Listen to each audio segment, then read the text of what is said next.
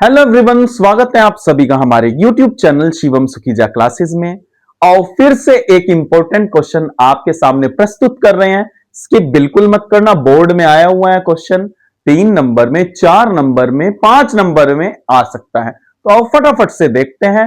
Physiological changes due to ageing. Sir ageing क्या होता है? तो सुनो भाई, फिर जैसे जैसे आपकी उम्र बढ़ती चली जाती है, जी बिल्कुल सही बात है, उम्र तो बढ़ेगी, इंसान जो ठहरे हैं और चाहे जानवर भी हो, सबकी उम्र चलती चली जाती है। उसके बाद जैसे जैसे एक इंसान की उम्र चलती चली जाती है, बढ़ती चली जाती है, उसके बढ़ने के साथ साथ उसके बॉडी फंक्शंस में डिक्लाइन आना शुरू हो जाता है, उसकी बॉडी में चेंजेस आने शुरू हो जाते हैं। अभी चेहरा कितना टाइट है, जैसे जैसे उम्र बढ़ेगी लटकता चला जाएगा, झुर्रियां पड़नी शुरू हो जाएंगी। तो ये भी एक फिजियोलॉजिकल चेंजेस है। किसकी वजह से? उम्र के बढ़ने के साथ साथ की वजह से। तो आप वही देखने वाले हैं कि किस तरीके के चेंजेस हमारी बॉडी में देखने को मिलते हैं। वैसे आप ये अपने आप भी बना करके लिख सकते हो, लेकिन फिर भी सर एक बार हो जाए तो बढ़िया रहेगा। तो देखो, फिर आपकी मसल्स के साइज में, आपकी मसल के स्ट्रेंथ में चेंज आना शुरू हो जाता है। सर कैसा? लिख दीजिए। आपकी मसल के साइज में डिक्लाइन होना शुरू हो जाता है। अच्छा, आपके मसल के मास में भी डिक्रीज होना शुरू हो जाता है। अच्छा, आपके बॉडी का जो ओवरऑल फैट होता है, ओवरऑल फैट, वो बढ़ना शुरू हो जाता है। ठीक है जी। जिसकी वजह से मसल की स्ट्रेंथ भी डाउन हो जाती है। मसल्स की स्ट्रेंथ क्या हो जाती है? कम। और ये जनरली कौन सी उम्र में होता है सर? जब आप 35 से 45 साल की उम्र में पहुंच जाते हो तो आपको ये सब के सब कारण दिखाई देते हैं। ये सारे वो फैक्टर हैं जो आपको देखने को मिलते हैं अपनी बॉडी में। इतनी बात क्लियर है? बिल्कुल। नेक्स्ट आता है, स्केलेटल सिस्टम में भी चेंज आते हैं, बोन से रिलेटेड चेंज आते हैं। कैसे चेंज? बोन की डेंसिटी कम हो जाती है। सॉरी, बोन की डेंसिटी क्या है सर? अरे यार, आपकी बोन्स में फॉस्फोरस, कैल्शियम, मिनरल्स, इन सब की मात्रा पाई जाती है।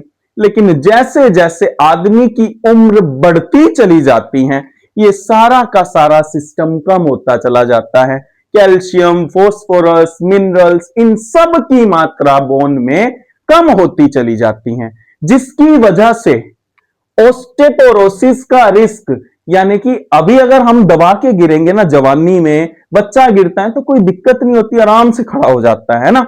लेकिन अगर कोई बुजुर्ग आदमी गिर जाए, बूढ़ा आदमी गिर जाए, तो एकदम फ्रैक्चर बता दिया जाता है, जी इनकी तो हड्डी टूट गई है, फ्रैक्चर हो गया है। ऐसा क्यों? क्योंकि भाई कह तो रहे हैं बोन की डेंसिटी वीक हो जाती है उन दिनों, जिसकी वजह से ओस्टेपोरोसिस का रिस्क, यानी कि फ्रैक्चर के चांसेस, इंजरी के चांस बढ़ जाते हैं। इतने दो फैक्टर क्लियर है। अब आगे देखते हैं कार्डियोवास्कुलर सिस्टम। कार्डियोवास्कुलर सिस्टम में क्या चेंजेस आ सकते हैं? हार्ट से रिलेटेड, ब्लड से रिलेटेड सिस्टम वाले को हमने कार्डियोवास्कुलर कह दिया। हार्ट का साइज थोड़ा बड़ा तो हो सकता है, लेकिन उसकी जो पंप करने की एफिशिएंसी है, जैसे जैसे उम्र बढ़ती है वो कम हो जाती है। मैक्सिमम हार्ट रेट कम हो जाता है। ब्लड वेसल्स थोड़ी स्टिफ यानी कि टाइट हो जाती हैं, कठोर सी बन जाती हैं। ब्लड प्रेशर्स की जैसी संभावनाएं बढ़ जाती हैं, इंक्रीज हो जाती हैं। स्टेमिना डिक्रीज हो जाता है और थकान जल्दी आने लगती है। और जब आप थकान जल्दी आने लगेगी तो आपका एंड्योरेंस क्या हो जाएगा?